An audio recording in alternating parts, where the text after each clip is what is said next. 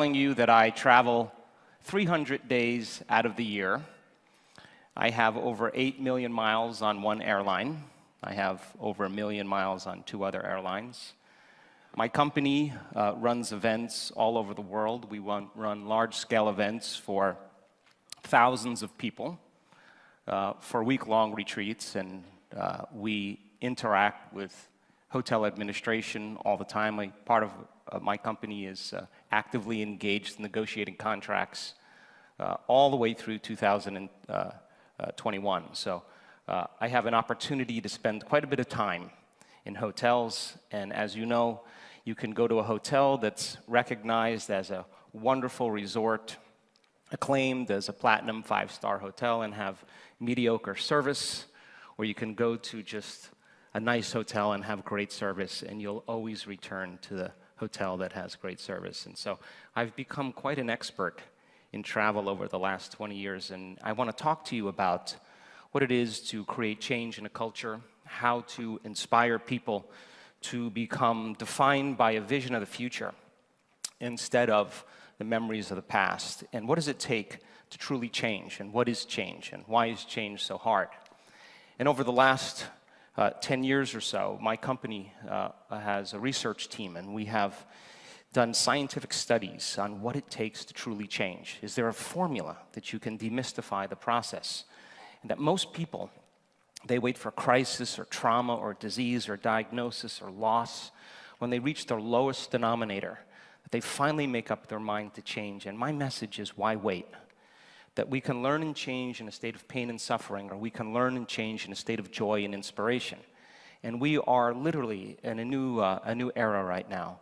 And this era is about information. And in an age of information, ignorance is a choice. We don't need a doctor, a teacher, a governor, a priest, a rabbi, a minister to gain information any longer. Because we have access to information, people are taking their power back. Technology affords us the ability to research anything we want to research. And every time you learn something new, you make new synaptic connections in your brain. In fact, learning is making new connections. And the Nobel Prize laureate Kandel in the year 2000 found that when people learn just one bit of information and they concentrated on it for an hour, they doubled the number of connections in their brain from 1,300 connections to 2,600 connections. But if they didn't review that information, if they didn't think about it, if they didn't repeat it over and over in their mind, those connections pruned apart within hours or days. So if learning is making new synaptic connections, then remembering is maintaining and sustaining those connections, keeping those connections in a long-term relationship. And this 4-day retreat is an opportunity for you to gain information, to retreat from your lives, and to break from the routine, mundane way that you do things long enough for you to begin to learn new information. And that information then begins to become installed in the circuitry in your brain. The question is, though, what do you do with that information? That if you can then take that information and apply it, personalize it, demonstrate it, initiate it in some way, if you can get your behaviors to match your intentions, if you can get your actions equal to your thoughts, if you can get your mind and body working together, you're going to have a new experience. An experience then enriches the philosophical circuits in the brain, laying down networks of neurons. And the moment those neurons string into place, the brain makes a chemical. And that chemical is called a feeling or an emotion. And the moment you feel like a leader, the moment you feel more unlimited, the more you feel gratitude from some experience, now you're teaching your body chemically to understand what your mind is intellectually understood. And we can say that knowledge is for the mind and experience is for the body. And in that moment, you are embodying the truth of that philosophy. And for one moment, your mind and body are aligned to a new destiny.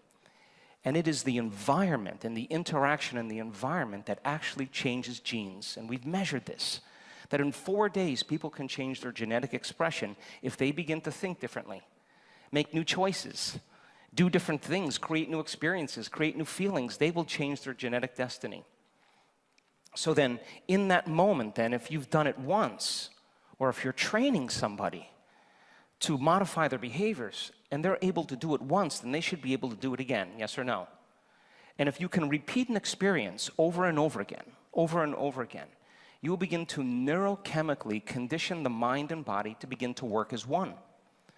And when you've done something so many times that your body now knows how to do it as well as your mind, now it's innate in you. It's second nature. It's easy, it's familiar, it's automatic. You're beginning to master that philosophy.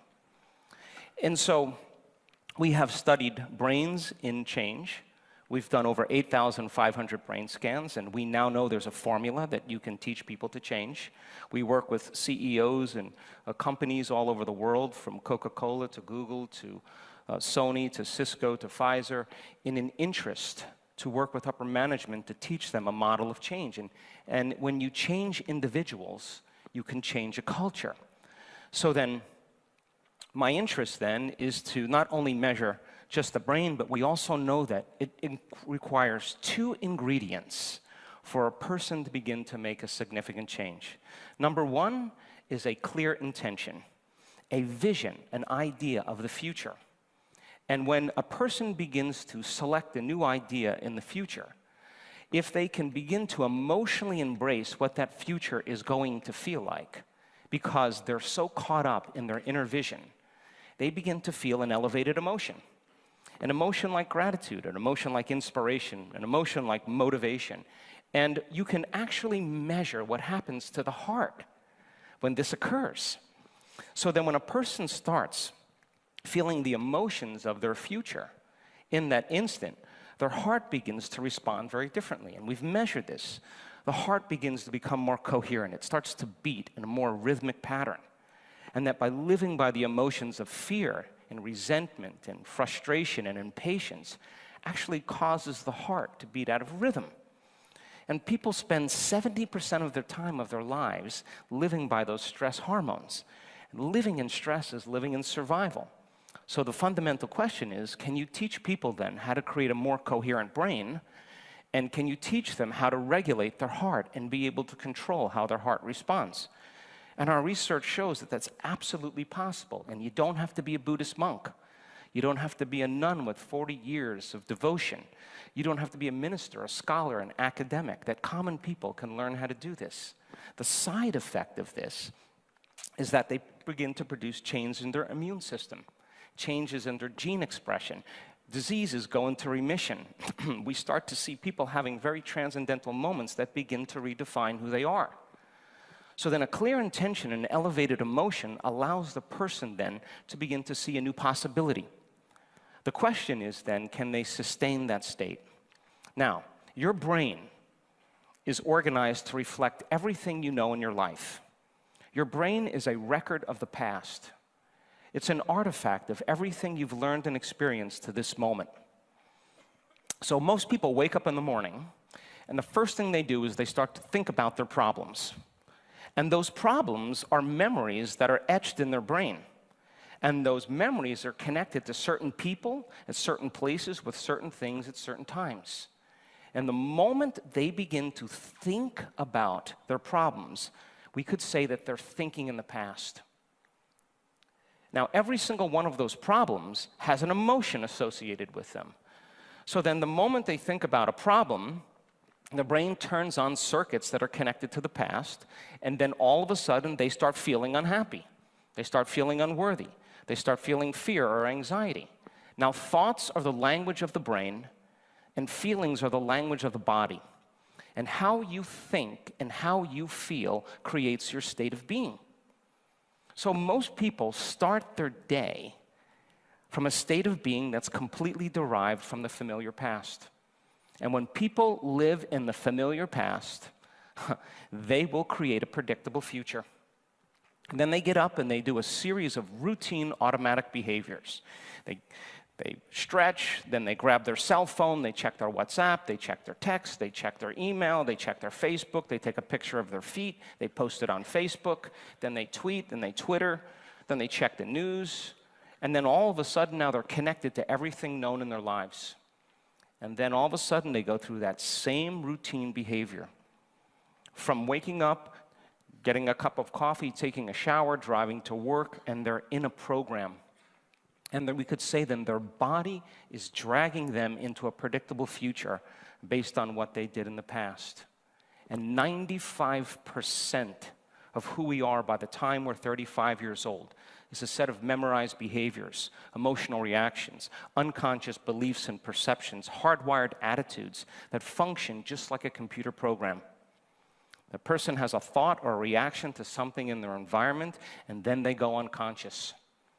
And so people in the midst of change are trying to use 5% of their conscious mind to work against 95% of what they've memorized subconsciously because they've been doing it for 10 or 20 years and their body is on autopilot. And we can say then that person has lost their free will to a program and they're headed for a genetic destiny. So if we're not defined by a vision of the future, then we could say then, for the most part, we are living by the memories of the past. And we could say then a person who's in this state believes in their past more than they believe in their future. It means they're romancing their past and more in love with their past than they are with the future. That they're telling the same story of their past instead of telling a new story of their future. And the latest research in neuroscience shows that memory is creative, which means then 50% of what you talk about in your past isn't even the truth, that you make stuff up. That means that so many people are reliving a miserable life that they never even had. And they do that because it reaffirms their identity. Now, so a person then, if they wake up and they feel like a failure, the moment they feel like a failure, they're going to think thoughts equal to how they feel. They are going to think they're a failure. And when they think thoughts that are related to failure, they create the same chemicals in their body to feel more like a failure. And the brain's checking in with the body, and the body says, yeah, you're really a failure. And then you start thinking more thoughts. And this cycle of thinking and feeling and feeling and thinking conditions the body to subconsciously become the mind of that emotion. And the body, as the unconscious mind, does not know the difference between an actual experience in your life that creates an emotion and an emotion that you're creating by thought alone. The body's believing it's living in the same past experience 24 hours a day, 7 days a week, 365 days a year. And the redundancy of that cycle then conditions the body to become the mind of that emotion. Now the body's literally in the past. And you can't create a new future holding on to the emotions of the past. So you say to the person, why are you this way? Why are you suffering? Why are you unhappy? Why do you feel so much fear? And they'll say, I am this way because of some experience that's happened to me 25 years ago. And the stronger the emotion people feel from some event in their environment, the more altered they are in their inner state, the more they pay attention to the cause. And in that moment, the brain takes a snapshot, and that's called a memory. And people think neurologically within the circuits of those past experiences, and they feel chemically within the boundaries of those emotions, and that becomes their identity. And so they spend their whole entire life waiting for something outside of them to change how they feel inside of them.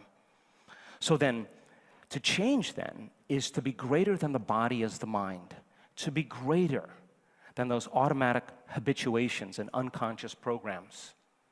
Now, if you're not being defined by the vision of the future, your vision of the future, and you wake up in the morning and you come to your senses, it's your senses that plug you into the reality that you live. And the moment you come back to your senses and you start seeing the same people and you go to the same places and you do the exact same thing at the exact same time, it's your outer environment that's controlling how you think and feel. And we can say then that your outer environment is controlling your thoughts and feelings. So you say to someone, why are you in a bad mood? I'm in a bad mood because of that person or that experience, which means then the person is a victim to their environment because they're allowing their outer environment to control their inner environment. Are you with me still? So then, how many people in this room believe that your thoughts have something to do with your destiny? I'm curious. That the way you think has something to do with your future. So you think 60 to 70,000 thoughts in one day. Out of those 60 to 70,000 thoughts that you think in one day, 90% of those thoughts are the same thoughts as the day before. So if you believe that your thoughts have something to do with your destiny, and 90% of those thoughts are the same thoughts as yesterday, your life is going to stay the same, because the same thoughts always lead to the same choices. The same choices always lead to the same behaviors. The same behaviors create the same experiences, and the same experiences produce the exact same emotions. And those same emotions influence your very same thoughts, and your biology, your neurocircuitry, your neurochemistry, your hormones, and even your genetic expression is equal to how you think, how you act, and how you feel. So it makes sense then when you begin to learn new information, if you can take that information and do something with it when you leave this event and make a new choice will lead to a new behavior. A new behavior creates a new experience produces a new emotion then inspires new thoughts, and we would call that evolution. So then your personality creates your personal reality. That's it. That is it. And your personality is made up of how you think, how you act, and how you feel. So the present personality that's sitting here today called you has created the present personal reality that you have, your life. Yes or no? So then if you think the same way, you act the same way, and you feel the same way, then your life stays the same. But if you can teach people how to change the way they think, change the way they act, and change the way they feel, they will begin to create a new life. How many people understand? So then most people try to create a new personal reality as the same personality, and it doesn't work. That you literally have to become someone else. Now think about this. I said to change is to be greater than your body. The body as the mind that's been conditioned over time, emotionally and habitually. To change, then, is also to be greater than your environment, to be greater than the circumstances in your life. And every great person in history understood this, that they were defined by a vision of the future, so much so that they began to live as if that future reality was already manifesting. They weren't waiting for it to happen, they were creating it. And to change, then, is to be greater than time, to not be in the program of the familiar future or the predictable future or the familiar past, to teach people how to be present. And so in the hotel industry, when I check into a hotel, I can tell you in 2 seconds if the staff is trained. I can tell you because I'll know if they're authentically connecting with me, if they're present with me, if they have the ability to connect, to collaborate, to begin to emotionally interact, that they have some quality, some essence that's authentic. And that authenticity, turns out, is just training. It's just teaching people some really simple skills. So then when it becomes time to change, the hardest part about change is not making the same choice as you did the day before. And the moment you decide to make a different choice, get ready. It's going to feel uncomfortable. It's going to feel unfamiliar. There's going to be some uncertainty. You're not going to be able to predict the next moment. Now, most people say, well, look, I've suffered for the last 20 years. Today, I'm not going to complain. I'm not going to blame. I'm not going to make excuses. I'm not going to feel sorry for myself. No more self-pity. I'm just going to stop. Now, they've been thinking and feeling this way for 30 years, and all of a sudden, they're going to stop. First 2 hours goes really well. Then they break a fingernail, or they run out of toilet paper, and their day is ruined. And all of a sudden, then, the body is saying, hey, you have been feeding the same chemistry to this body by feeling the same emotion, and now there's a disruption. Now remember, the body's the mind. So the moment the person makes a different choice, the body starts saying, well, let me influence the mind. And all of a sudden, a person starts hearing these voices in their head. You know, start tomorrow. This doesn't feel right. It's your mother's fault. It's your ex's fault. I'll never change. It's too hard. And if people respond to that thought as if it's true, that same thought leads to the same choice leads to the same behavior creates the same experience produces the same familiar emotion, it reaffirms their identity, and they say, this feels right, feels familiar. That going from the old self to the new self is the neurological, it is the biological, it is the chemical, it is the hormonal genetic death of the old self. And in that void, in that unknown, that is the perfect place to create from. That means then, people say to me, I am in change and I can't predict my future. And I always say the same thing to them. The best way to predict your future is to create it. Not from the known, but from the unknown. What thoughts do you want to fire and wire in your brain? What behaviors do you want to demonstrate in one day? And the act of closing your eyes, this is neuroscience now. You can teach people how to do this and have them mentally rehearse what they're going to do. We do this in corporations. All of a sudden, the person gets so present what they're about to do and they start rehearsing it in their mind that their brain doesn't know the difference between what's going on out there and what's going on in here. And all of a sudden, they start to install the neurological hardware in their brain in preparation for that day. The brain looks like they've already done it. And if you keep doing it over and over again, the hardware becomes a software program. And what do you know? All of a sudden, this person starts acting like a happy person. Well, they installed the circuits to do that. They start thinking in new ways. There's no magic there. And then, can you teach a person how to emotionally condition their body into the future? Which means then, they're not going to wait for their life to change to feel gratitude or to feel wholeness, or feel love. That is an antiquated model of reality. People spend their whole life waiting for something outside of them to change how they feel inside of them. And they spend their whole life living in lack and separation. But when they begin to emotionally teach their body what that future feels like, their body as their unconscious mind begins to believe that they're living in that future reality in the present moment. And the side effect of that now is they start feeling like it's already happened. And now they're no longer looking for change in their life. They are the change in their life. How many people understand? So then, we work with companies and organizations about this concept about creating a culture. How do you change a culture? And what is culture? There's a neuroscience to culture. You have a brain, and you share the same brain as the person next to you in a very, very gross anatomy sense. And because the gross anatomy of the brain is very similar from person to person, we have some very universal traits. We smile when we're happy, we frown when we're sad, we sleep at night, we grab a stick the same way, and structure and function are highly related.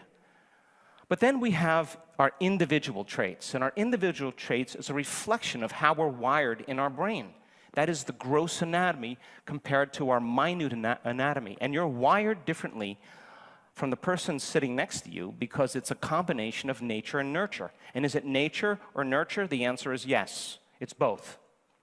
So then, your experiences, the things you've learned, and your genes wire your brain. So then, what is the bridge that connects it? Well, we could say then, it's like having a hand. Everybody has a hand. That's the gross anatomy. And then there is your fingerprint, and that's your individual trait. That's the minute anatomy. So then the bridge between our universal trait and our individual trait is called culture. And cultures are created by environment. And what is environment made of? People, objects, spaces, things, places, and time. And creating an environment that is novel or unique creates a change in culture. Now, cultures are usually based on the past. What has sustained a culture is because of the environment. So a culture of northern Mongolia would be very different than a culture in Holland, just because of a different environment. Would you agree? And so they develop certain customs, certain traditions, certain language, certain survival skills. They have their particular habits, their nuances, their attitudes, their beliefs, their art, their history, and their social structures. But most cultures are defined by the past. So then we have this idea of changing a culture by a vision of the future that we would call our future present cultural reality, or then there is the memory of the past. That is our past present cultural reality. So then If you combine a clear intention with an elevated emotion, and a leader does this very well, because when a person comes out of the resting state and they can begin to emotionally connect with the leader's future, they will no longer be looking at their future through the lens of the past. They will see a new possibility. And when you combine that clear intention with an elevated emotion, the thought and the feeling creates a new state of being. And a new state of being is a new personality. And teaching people how to sustain that state for an extended period of time, all of a sudden, you start experiencing what we call flow, or magic, or the universe working with us, or opportunities begin to all of a sudden start to appear before us. So you keep people living by the same unconscious intentions and same familiar emotions, they will be predictable and nothing will change. So we could say then, if you combine a clear intention with an elevated emotion, you're beginning to change your state of being without something in your outer environment. This is all happening in your inner environment. If you're living by the past, you're creating memories from your outer environment. So then, there are 5 types of motivation that we've studied. The highest form of motivation is called duty motivation, purpose motivation, or what we call mission motivation. It is a vision that's bigger than you. And the bigger the vision that is more inclusive, the more selfless it is, the more a person will be inspired. That is the highest form of motivation. Transforming individuals in order to transform the world or the culture is my mission. I live by that every day. It gets me up in the morning. I can travel for 3 weeks at a time. I don't mind doing it. I come home for 4 or 5 days and I leave for 3 weeks again. That's my life because I'm mission motivated. The next form of motivation is called personal conviction motivation, self-starter motivation, or what we call entrepreneurial motivation. Not the highest form of motivation, but still a high form of motivation. And this is when people say, I'm going to do this because I said I'm going to do it. But people who have a mission motivation naturally have personal conviction. It falls right in line. The next form of motivation is called ethics motivation or morality-based motivation. This is good and bad, right and wrong, positive and negative. This is polarized. When the person is bad, they want to be good. When they're good, they want to be bad. And it's not a very high form of motivation, but a person who has mission motivation or purpose motivation, who has personal conviction aligning with it, they have a sense of ethics and morality. It just kind of falls into place. The next form of motivation is called ego-centered motivation or self-aggrandizement motivation. This is where people doing it for attention or fame or recognition. Not a very high form of motivation, but a person who's mission motivated, who has personal conviction, who has a sense of ethics, will naturally get attention or recognition. And the lowest form of motivation, check it out, is called money motivation. And it is the most selfish form of motivation. And we can spot that on a person a mile away. Would you agree? So now, what is mission, what is purpose, what is intent? The cute thing about this is that purpose or mission is ongoing. There's never an end to it. You could have a purpose to go east, and you will never run out of east. You could have a purpose to be healthy, and you will never run out of health. There's always more health to have. You could have a purpose to be wealthy. There's never an end to that, or abundance, whatever you want to call that. You could have a purpose to gain knowledge and information, and that's ongoing. So then, bringing a vision into reality means that we're grabbing from a world of possibilities and we have to bring it into the world of reality. That it starts with a thought, and when it ultimately manifests, it manifests as matter.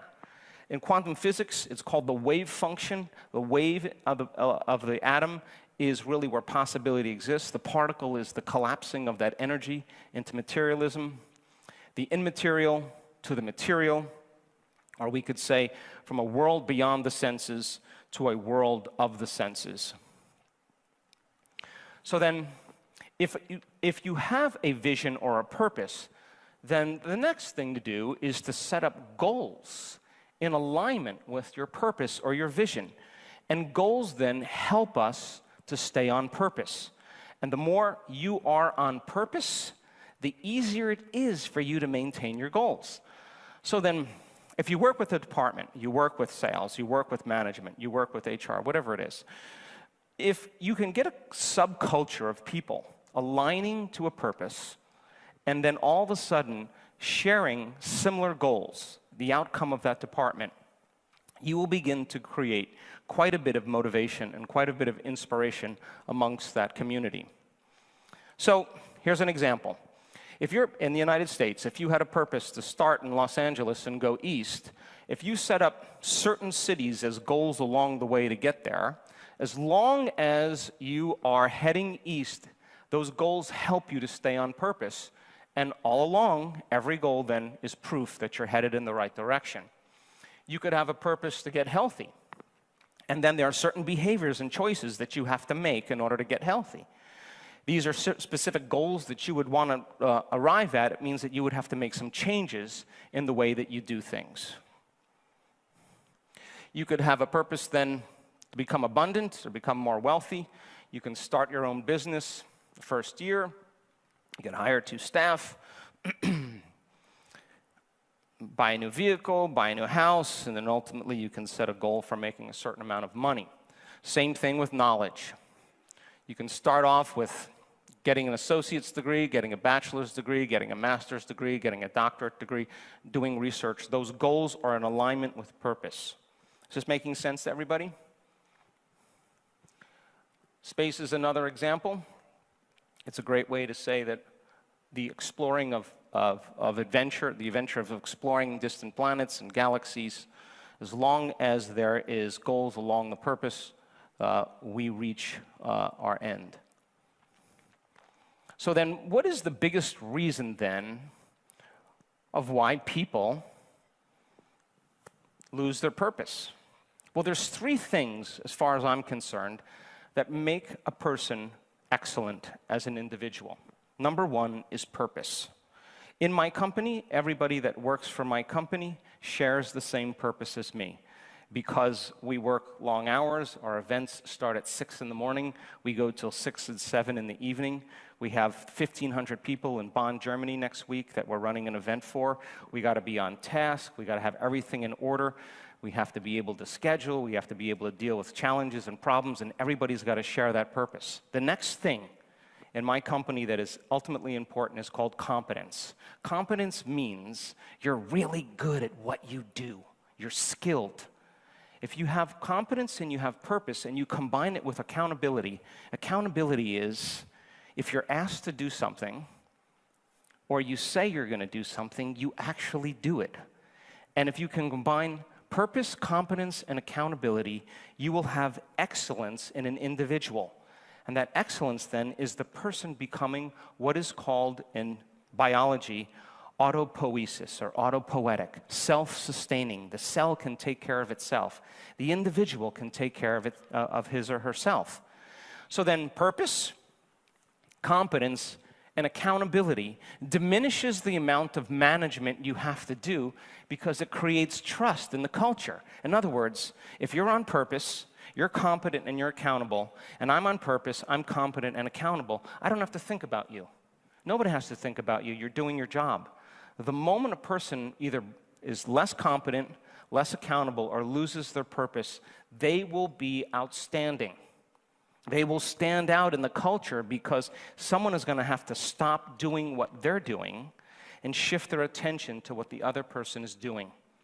So then, running an Olympic-level team, I mean, we just ran an event in Vancouver and for 1,000 people 2 weeks ago, and the staff in that hotel were so purpose-driven, so competent, so accountable. We had so much fun. The event was so easy because they connected, they went the extra mile, they knew how to be authentic, they knew how to serve in a very selfless way, they knew how to come from their hearts, they were trained really well. And so we didn't have to do anything except focus on our community, on the people that were at our event, and it makes it so inviting to return. So biggest reason then why people lose their focus is because of stress. Living in stress is living in survival. And stress is when your brain and body are knocked out of homeostasis. The stress response is what the body innately does to return itself back to normal. Now, all organisms in nature can tolerate short-term stress. The deer is being chased by a pack of coyotes. The moment the deer sees the threat or the danger in her outer environment, she switches on a nervous system called the sympathetic nervous system. And the sympathetic nervous system is going to mobilize 100% of the body's resources and vital energy to survive in that environment. It's not going to go 50%, it's not going to go 30%, it's going to go 100%. So then, when you begin to turn on that stress reaction, the body and the brain get an arousal of energy, a rush of adrenaline, and the rush of adrenaline wakes the brain and body up. And people become addicted to this rush of adrenaline, and now they need the people and the problems in their lives to reaffirm their addiction to this emotion. They need the bad job. They need the bad relationship. They need the difficult situation in their life because it makes them feel something. That means then they become addicted to the life they don't even like. So check it out. The moment you perceive a threat in your outer environment, you turn on that nervous system called the fight or flight nervous system. There's a pattern recognition in your thinking brain, that yellow part of the brain, that signals another part of the brain, that's where the sympathetic nervous system is, to begin to change your internal environment. The signal goes all the way down to the witless adrenal glands, and all of a sudden there's a release of adrenaline. And the release of adrenaline now causes very strong physiological changes in the brain and body. Pupils dilate, you got to see better. Salivary juices shut off, not a time to eat lunch. Heart rate increases, respiratory rate increases, and blood is sent to the extremities. And now the body is prepared to do battle, to run, to fight, or to hide. How many people understand? You've felt this, yes? And in that state, you're in survival. But what if it isn't a lion? What if it's your mother-in-law? And now you're reacting to the same conditions in your environment because you've had some past experiences with your mother-in-law. What was once highly adaptive becomes very maladaptive. Because when you turn on the stress response and you can't turn it off, now you're headed for disease. Because no organism in nature can live in emergency mode for an extended period of time. How many people are with me? Does that make sense? And people spend 70% of their time then reacting to something in their life just to reaffirm those emotions. Well, check it out. Because of the size of the human neocortex, we can think about our problems, and we can turn on the stress response just by thought alone. You know what that means? If those hormones of stress are addictive, and you can turn on the stress response just by thought alone, people become addicted to their own thoughts.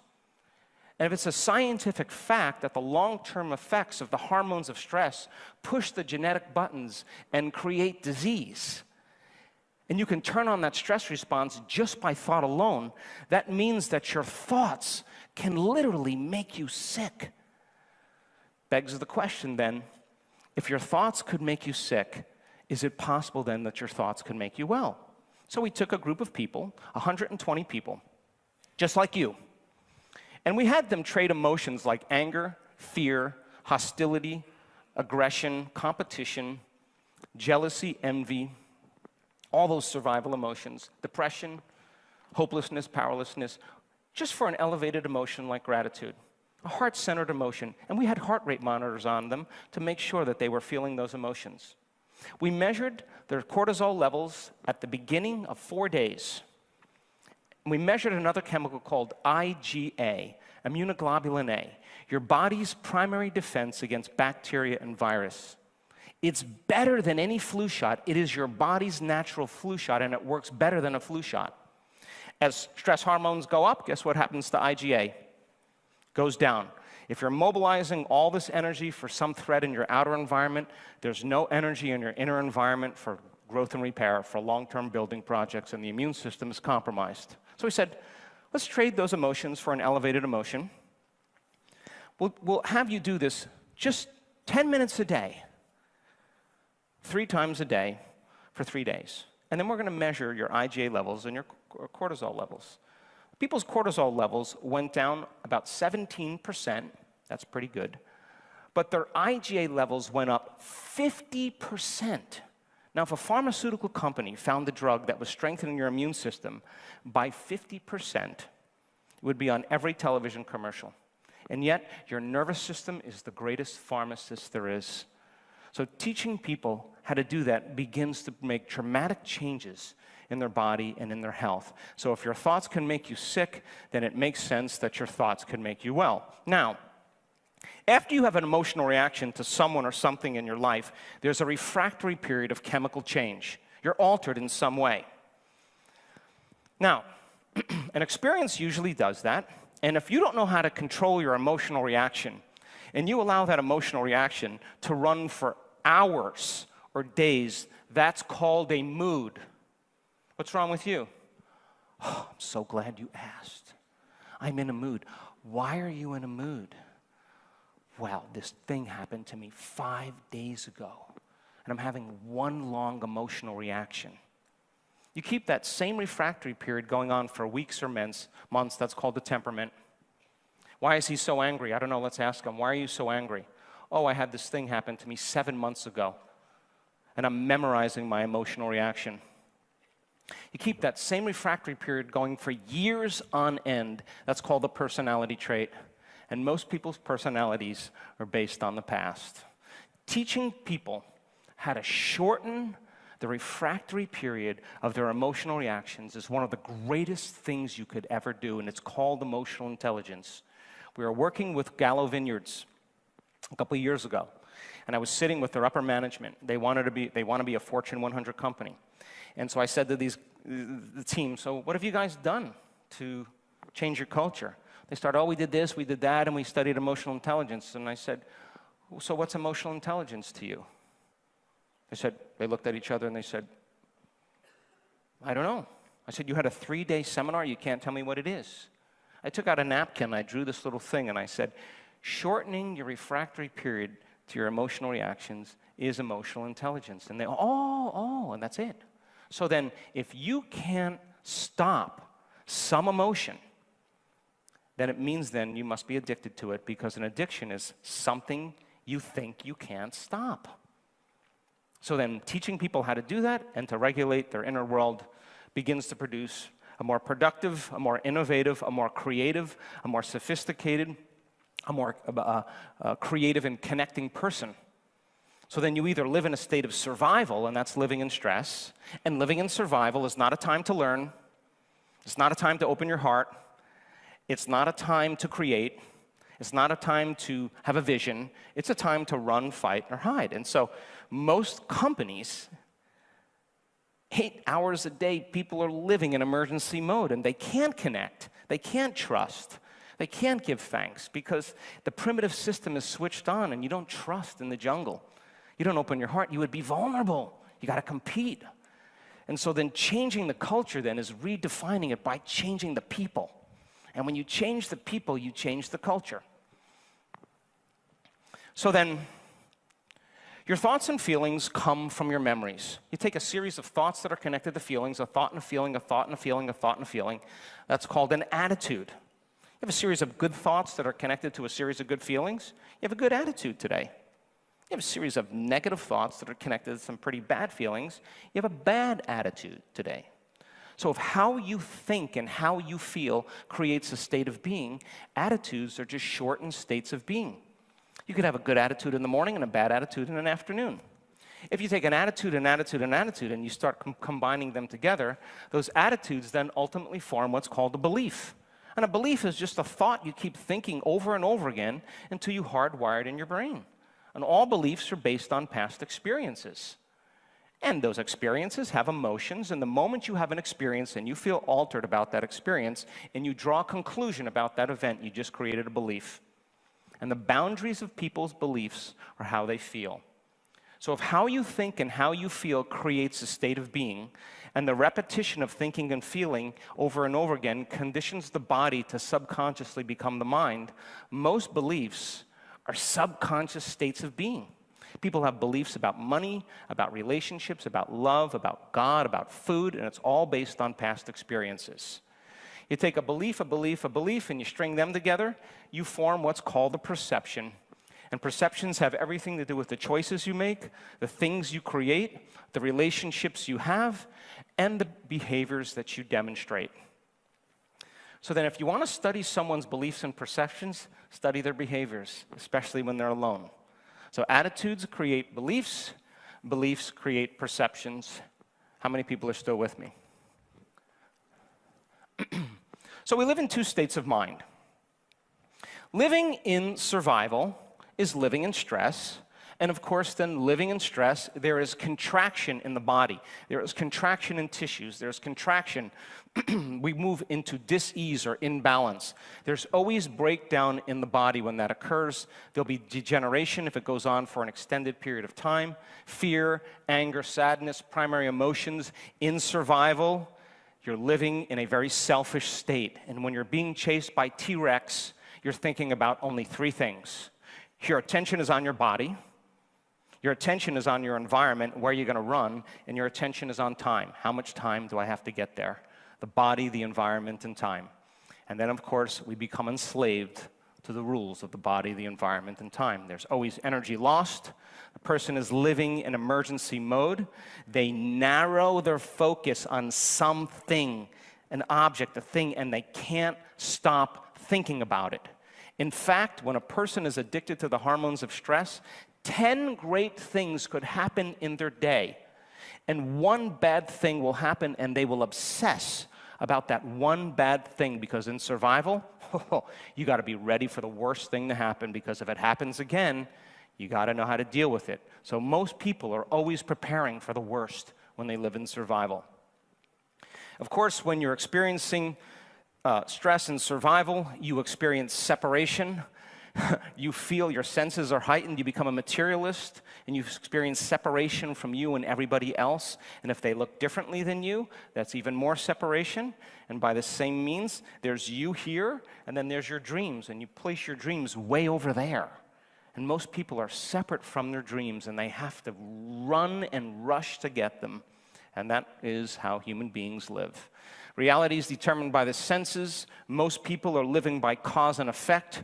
They only see limited possibilities because they're predicting their future based on their past. There is incoherence in the brain. We've measured this thousands of times. There's incoherence in the heart because you're stepping on the gas pedal and you're stepping on the brake at the same exact time, because you're not running, you're not fighting, you're not hiding. You're sitting there in those chemicals and not knowing what to do with them. So then, most people cling to the familiar and cling to the known, because the unknown in survival is a very scary place. So most people then spend their whole lives wishing, wanting, trying, hoping, praying, and nothing ever changes. Now, living in a state of creation, there will always be homeostasis. There will be expansion. We've actually measured the electromagnetic field around people's bodies. When they start feeling gratitude, there's an expansion of energy. There's a release of energy. The body goes into anabolism, or what's called tissue repair. There's health, there's regeneration. The elevated emotions of love, joy, trust, knowing, gratitude, those are selfless emotions. This is where people serve the best. This is where they truly serve the best, the ones that are heart-centered. And it turns out you can teach that. And we have research to show that whether you're young, whether you're old, whether you're sick, whether you're healthy, whether you're a vegetarian, whether you're not, whether you're successful, whether you're poor, it doesn't matter. You can teach a person how to create this type of coherence. Now, when a person's in a state of creation, they have no attention on their body. They have no attention on their environment. They don't even be thinking about time. They're transcendent of their identity. That is the moment now, that transcendental moment where they're in the creative state. And living in creation is when you forget about yourself. That is the moment you're truly creating. Of course, there's growth and repair in the body. We tend to go from a narrow focus to an open focus. Open focus means you're no longer focusing your attention on an object. You're aware, your awareness opens, and we now know that if you teach a person how to open their awareness and you measure their brain, we've done this thousands and thousands of times, the brain gets highly integrated, highly organized, more whole. And when the brain is working right, you're working right. And when your brain isn't working right, you're not working right. And when you're living in stress and you're trying to predict and control everything in your life, and you're shifting your attention from one person to one problem to one thing to one place to another person to another problem, Every one of those elements has a neurological network in your brain. And the arousal of those stress hormones combined with switching attention creates a very incoherent brain. And that person's narrowing their attention on knowns. And if you teach them how to do the exact opposite, it's the formula where the brain starts to synchronize. And what syncs in the brain links in the brain. And all of a sudden, the person starts feeling more like themselves. Of course, they feel more connected. They're interested in a reality beyond their senses because they're in the creative state. Now they're no longer living by cause and effect. They feel like they're causing an effect. They start seeing new possibilities. The brain and heart become highly coherent. And then they're craving the unknown. They're not shrinking from it. They want the adventure. And this is when the magic starts to happen. So check this out. People all of a sudden make a different choice.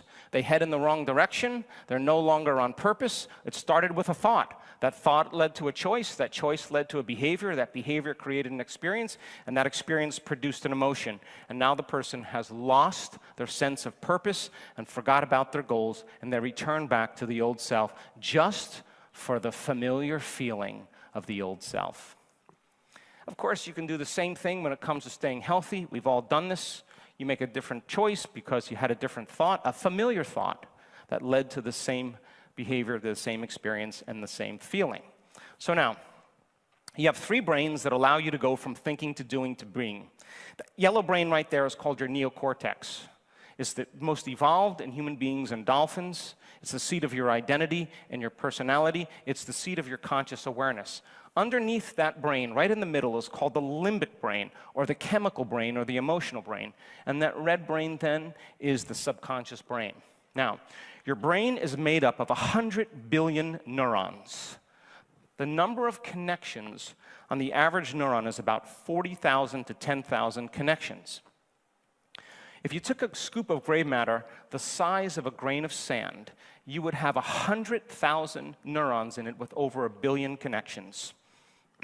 Those neurons aren't two-dimensional, they're actually three-dimensional. They communicate in an X, Y, Z axis in all directions. So then, learning is making new synaptic connections. If you learned anything today, this is what happened in your brain.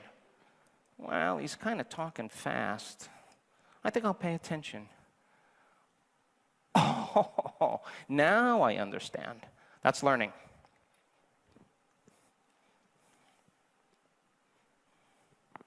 Every time you learn something new, this happens in your brain. It's happening right now. One whole neurological network connecting with another neurological network, we call this the aha phenomenon.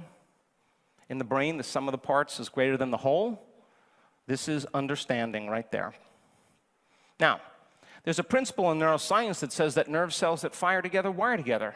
The more you think the same thoughts, the more you demonstrate the same behaviors, the more you create the same feelings and emotions, the more you assemble new circuitry to reflect it. And so then if you keep firing, you keep wiring, all of a sudden you form what's called a memory.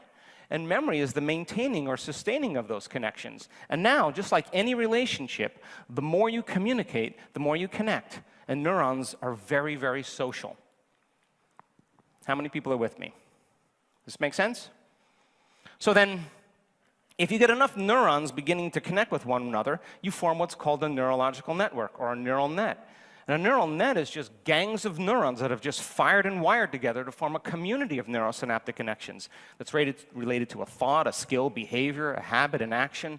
It's something that you've done so many times that you no longer have to consciously think about it. But these neurological networks are not just chemical. They're, in fact, very electrical. You want to see a thought? Watch this. Boom, there's a thought. You generate more electrical impulses in your brain in one day than all the cell phones on the planet put together. And it's not coming from the breakfast you ate. You're connected to a resource of energy.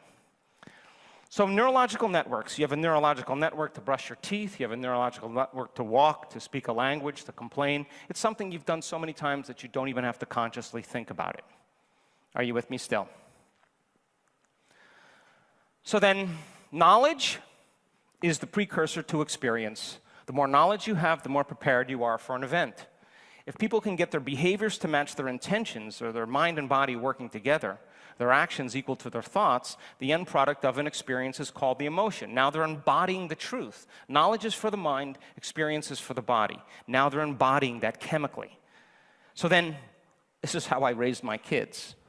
Once you understand how you created the experience, that's called wisdom.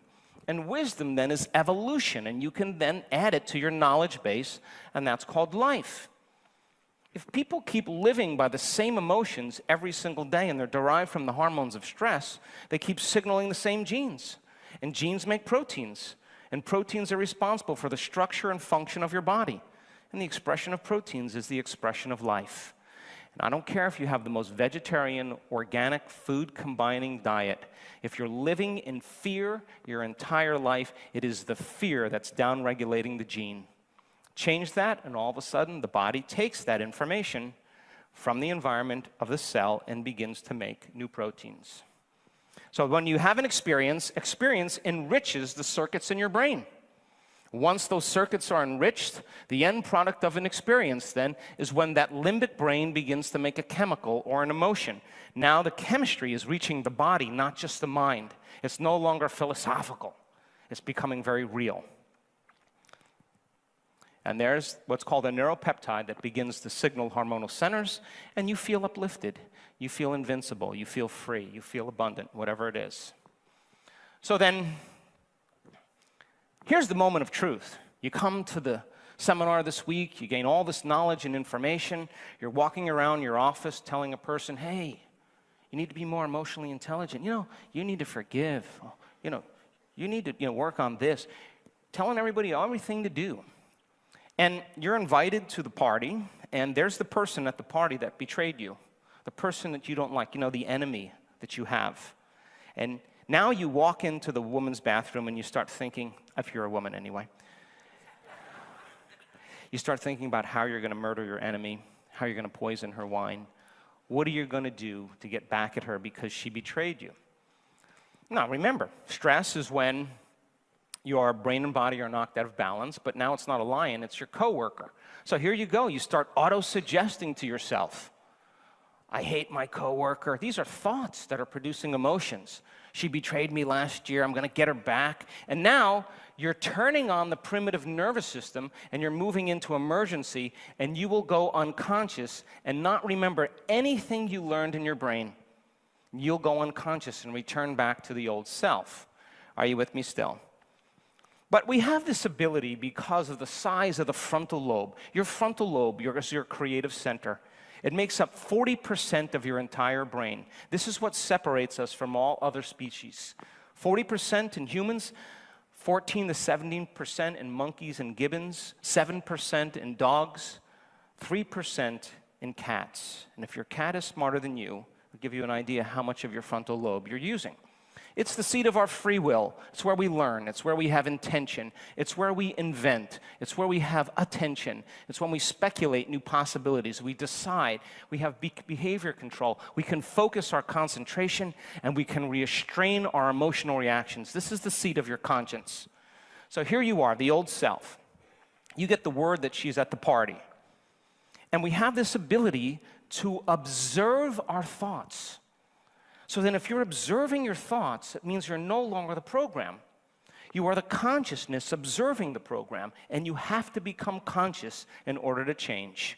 So then you can look at those thoughts and observe them without engaging them. In neuroscience, it's called metacognition.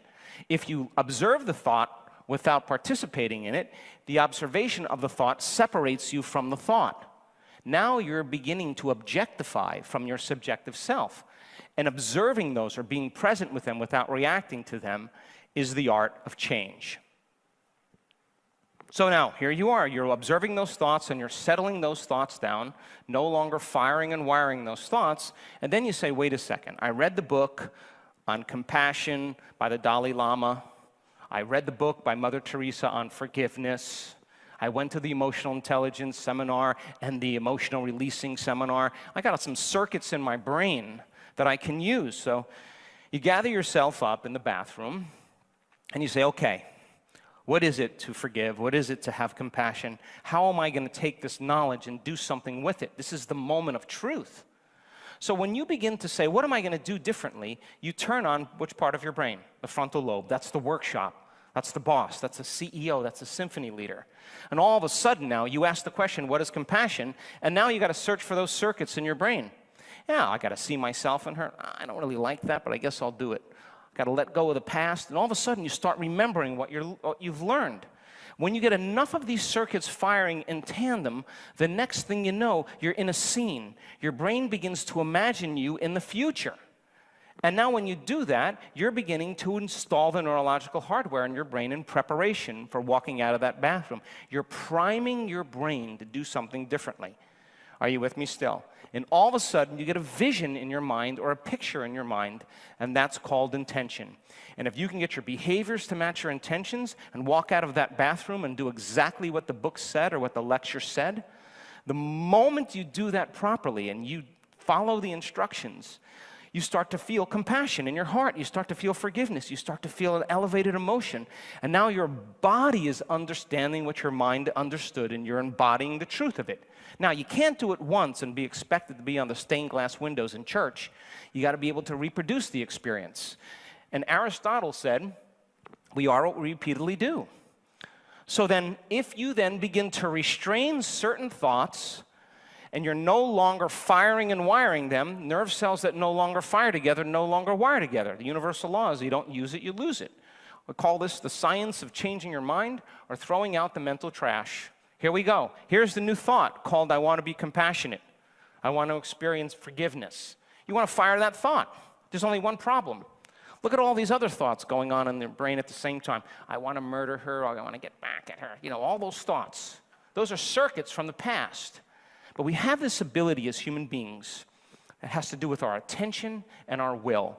If you keep firing and wiring that thought, and you keep your attention on it, where you place your attention is where you place your energy. And all of a sudden, if you keep going in spite of those other voices in your head, and you focus your attention with your frontal lobe, sooner or later, that is going to be the strongest signal to the brain. And the moment it becomes the strongest signal, watch what happens. The strongest signal now begins to cause this neuron to want to glue to the remaining neurons. So now the blue one is the strongest signal, and the brain has to begin to make a connection and glue it. Now, the thought travels in that direction from the top to the bottom, but you see the purple there? That's the glue. But there's only a certain amount of glue to go around in the brain. So if we're going to glue this circuit, it starts stealing the glue from the neighboring circuits.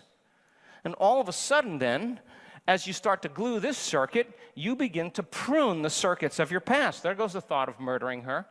There goes the thought of your past. There goes the thought of getting back at her. There goes your anger. And the only thought now that's traveling is called compassion. And in neuroscience, this is called pruning. And this is the process of change. So then, this is what it looks like in real time. Unhooking from the old self, reconnecting to the new self. And it happens in a matter of seconds. So if you keep doing it over and over again, Aristotle said, we are what we repeatedly do. Excellence there is not an action, but a habit. So we start out unconsciously skilled, then we become consciously unskilled. You know, when you learn that you don't know, I tell my kids, you need at least one of these a day. Now you know that you don't know. If you begin to expose yourself to information, you begin to train, you begin to apply, you can reach a certain point where you'll become consciously skilled. This is where most people stop. But when a person begins to master something, they've done it so many times now, they're unconsciously skilled. They no longer have to consciously think about it. It is a way of life. It is who they are. It is innate in them. So then, the process of change is unlearning and relearning. It's breaking the habit of the old self and reinventing a new self. It's pruning synaptic connections and sprouting new connections. It's unmemorizing emotions that are stored in the body and reconditioning the body to a new mind and to a new emotion, to unfire and to unwire, to refire and to rewire. It's literally to lose your mind and create another one. It's becoming familiar with the old self, so familiar and so conscious of the old self, you won't go unconscious to it again, and becoming familiar with the new self. And the word meditation The translation of that word means to become familiar with. That's what it means. And when you begin to become familiar with a new self, you're doing it so many times, thinking so many ways, new ways, acting in so many different ways, feeling different emotions, it begins to become familiar to you.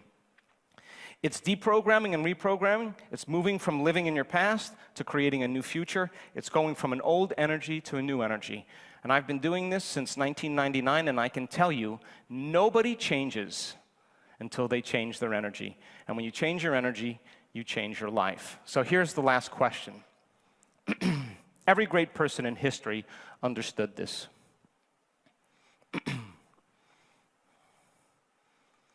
Can you believe in a future that you can't see or experience with your senses yet, but you've thought about enough times in your mind that your brain is literally changed to look like the event has already occurred? Latest research in neuroscience says it's absolutely possible. And can you begin to emotionally embrace a new future reality before it's made manifest? And begin to experience that emotion to such a degree that your body, as the unconscious mind, is beginning to believe it's living in that future reality in the present moment. And you're beginning to change your genes to look like your body has already experienced it. The latest research in epigenetics says it's absolutely possible. Now think about this. If your brain and body are physically changed ahead of the actual experience, you just move from living in your past present reality to living in your future present reality. In fact, you're living ahead of time. When you successfully apply this new paradigm, your brain and body are no longer a record of the past, but now a map to the future. And to live by this law is to live by the quantum law of reality, which says, when you change your mind, your life changes. Thanks for listening today.